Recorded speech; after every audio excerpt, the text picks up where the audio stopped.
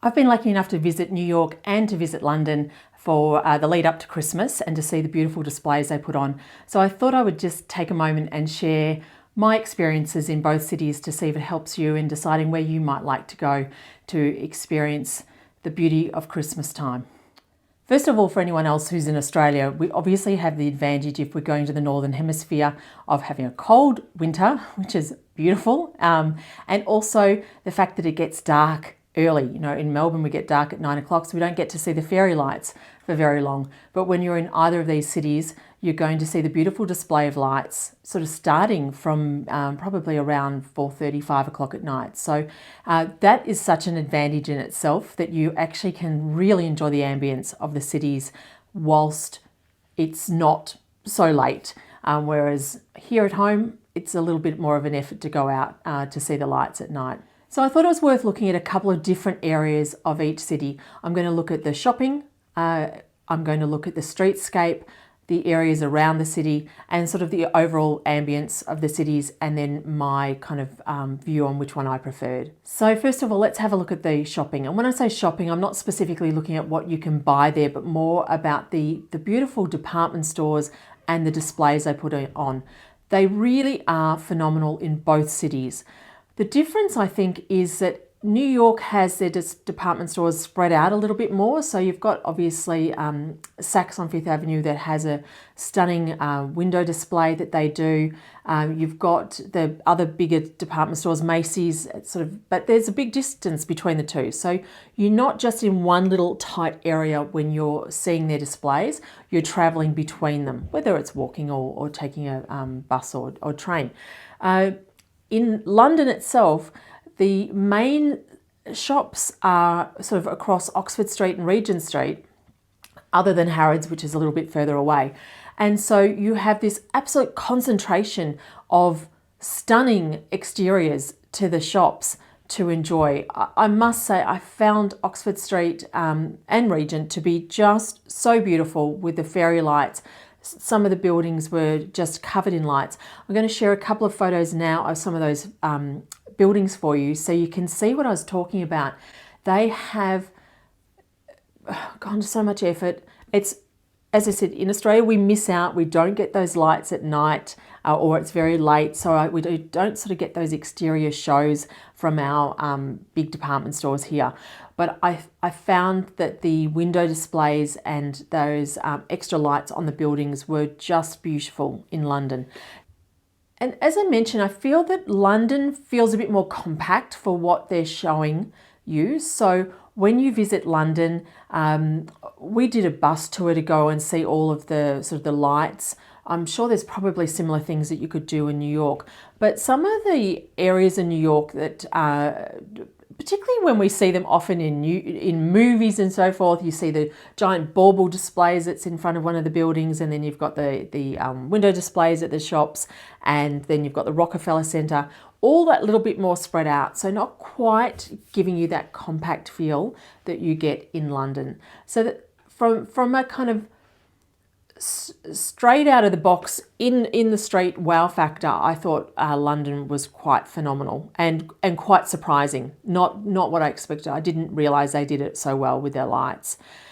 So in that respect, I thought London had the little win over New York. What I did love about New York is it snowed for us. So, you know, again, being Australian, we don't get to have a snowy Christmas. So the fact that we got to enjoy a light snow covering and have a little play, go to Central Park, where there was the ice skating, if we wanted to ice skate, or even just to watch the ice skating, and to Byron Park. I think I've got that name slightly wrong, but they have that set up again with an extra ice skating rink with a little market stalls around it, with some beautiful foods in the and you know, hot chocolate and all those things that you can get. And so having that extra snow, which I don't think is very common at all in London itself. I know we lived up in York for a while and we did get snow sort of outside of York one Christmas, but I'm not sure that it's that familiar now or common in London. So snow is definitely going to give me a tick the box for New York for us and for any Aussies who are wanting to have that experience. Not guaranteed, but it is something that you may be lucky enough to experience as well, and hopefully, like us, just enough to enjoy without it impacting on the trip. That's the other side of the snow. Obviously, you can have some interruptions to your travel, so just be aware of that as well. Now, I just wanted to go back and talk a little bit more about the shops, because obviously, I was talking about the outside of the shops, particularly in Oxford Street and Regent Street in London. But the shops themselves of both cities are just phenomenal as far as what they do with their window display and inside the stores. It's well worth having a look. I particularly liked in London, Selfridges. I thought they did an amazing display. It was a bit modern the year I was there, which was just a couple of years. Obviously with COVID, we've lost a few years now, but it was just before COVID, and they had a kind of a modern Santa display in each of the windows. They had a lot of greenery around the outside of the windows. Here's a couple of photos of those to sort of show you what that's all about.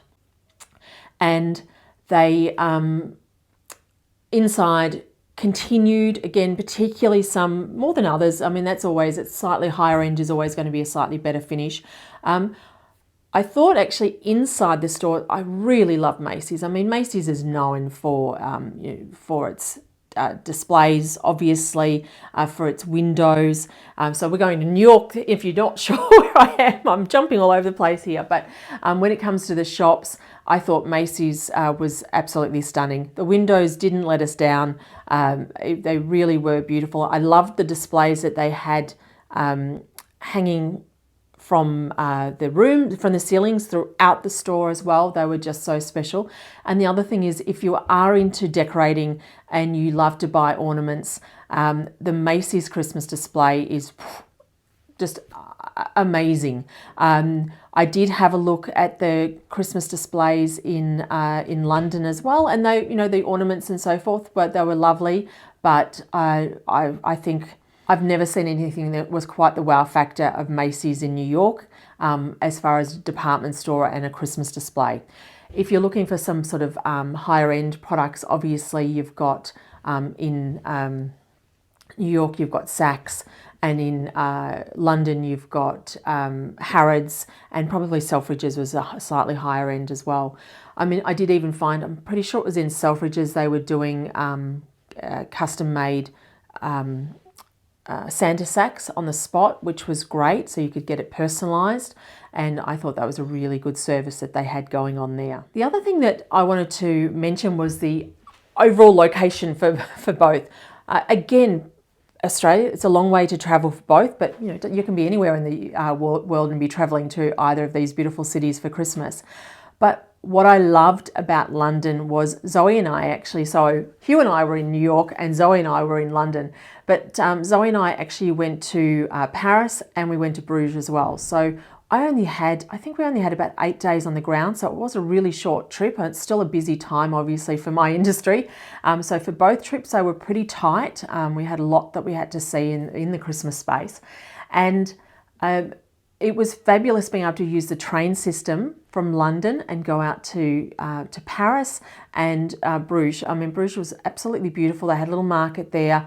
Obviously, if you've got more time, more opportunity, you could do more of London and include the German markets. Again, I've been lucky enough to see them. They were a long time ago that I went to the true German markets.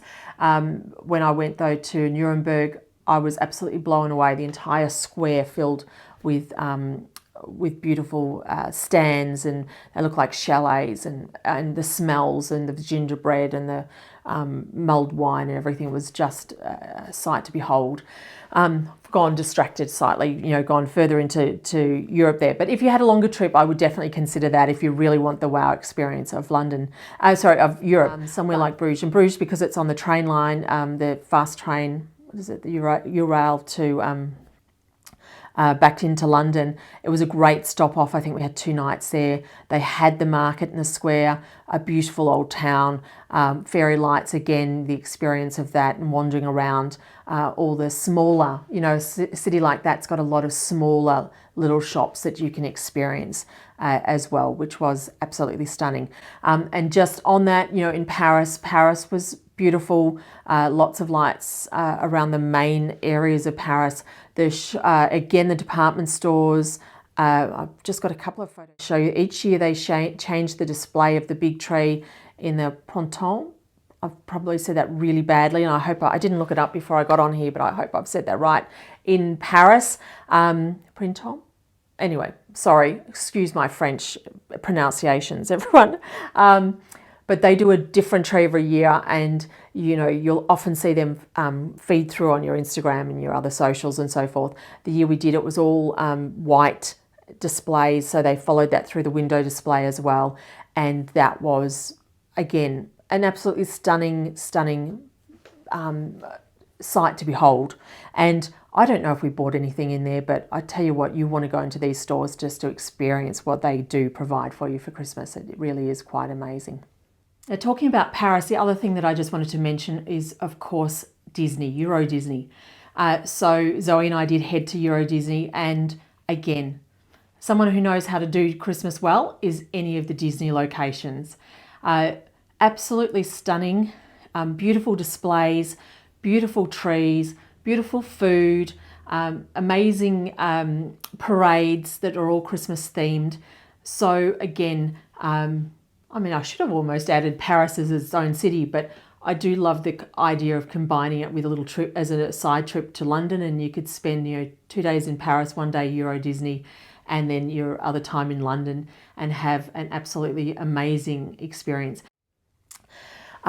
So far we've got sort of the shops. You've got great shopping options for both. I think, as I said, as far as seeing the density of lights, you're going to see London versus New York. I think London wins out there. Sticking to London for a moment, I also wanted to, just on the lights, share a little video. Again, it's not a great quality, but some of the videos and photos that I did take of the lights, so you can see. So these are around Regent Street, Oxford Street, and a couple of other sort of streets. We did do a night tour of the lights, took us out to Harrods, of course, past there, and some of the other areas, smaller areas that they have lights. You can look up any of the main travel blogs and they will give you ideas of the main areas to see, but they are quite compact, quite easy to see. For New York, we wanted to go out and see the more domestic lights. So there's an area in Brooklyn, Dykers Heights, Dykers, and it is known for the house displays and the dressing of the gardens. And so we took a tour out there, and it was mind-blowing. Again, compared to what we do here at home, I know many people around the world would be blown away by what they do in that area. Some houses have just got lots and lots of everything, so lots of blow-ups and lots of lights, and it's a bit random, it's a bit chaotic, and it's a bit fun, totally fun. Kids absolutely adore. And then you've got the other houses that are very manicured with the lights that have been set up perfectly through every tree and every hedge, so a very formal looking garden. So you've got the looks for both the fun side of it for the kids, where they'll go, oh my God, there's Bart Simpson and there's Santa and there's a snowman in the blow-ups, and then you've got these beautiful homes, which I personally just couldn't believe how stunning the lights were in the homes. So that was an easy trip to do. We chose to do it as a bus tour, and I can't remember how much it was, but it was easy to get from New York, from Manhattan, to get out there. You had enough time to sort of see some of the main areas there and then travel back to your hotel. So that was also great. So, again, we see it in all the movies, particularly all the beautiful homes that are decorated so well in America. We have some here, and some people do an amazing job, and it's sort of catching on, but not to the same degree. So to see such a dense coverage of beautiful homes was quite a bonus there. So which city do I prefer? I thought New York would be the city I would always want to go to year after year for Christmas. However, it was actually London that blew me away. I thought that whole area, we were lucky we actually had a hotel just off Oxford Street, so we were right amongst it. To be able to walk out at night and see the whole street lit up like it was, with the overhead lights, the lights on the buildings, it was just beautiful. I don't think, unless you've been there, you can really actually realize how stunning it is. And Andrew and I lived in up in York for a couple of years. I didn't know London was so beautiful at Christmas time, or I would have made a trip down there to check it out. So I'm not sure why, whether I've just missed out on information on that. But if you don't know that London's beautiful at Christmas time, it is well worth considering putting it on your list of places to go. And just a little side note, as I said, I've been lucky to travel around Christmas time throughout the years. I also, as I said, did do the markets, which are a fabulous experience in Germany. So you can do them very easily, self-guided. Nuremberg, we were staying in Nuremberg, and then we went up to Cologne and some of the smaller markets around, maybe Heidelberg. Nuremberg was just fabulous. It often doesn't get written up as one of the best markets, but it was. And I would highly recommend, if you have an opportunity to go to Germany at Christmas time. They are obviously the traditional home of your Christmas markets, so well worth doing. Andrew and I also spent a Christmas at Chateau Lake Louise in Canada, which was amazing. But on that was actually Christmas Day. We were at Lake Louise, which was beautiful, and we ice skated and we walked in the snow, and we thoroughly enjoyed it.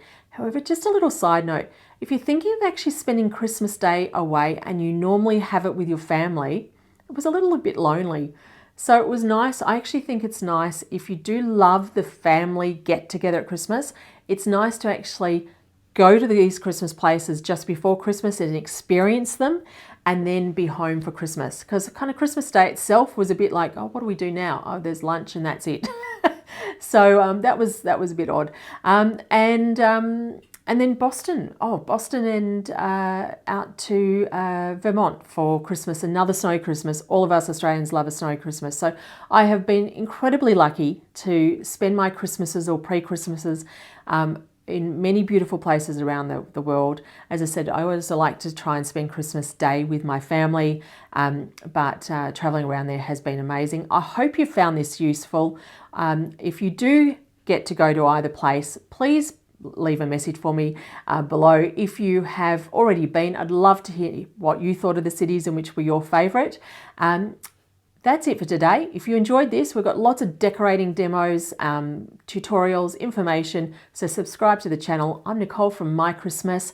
Our website's mychristmas.com.au. Have a sensational day. See you. Bye.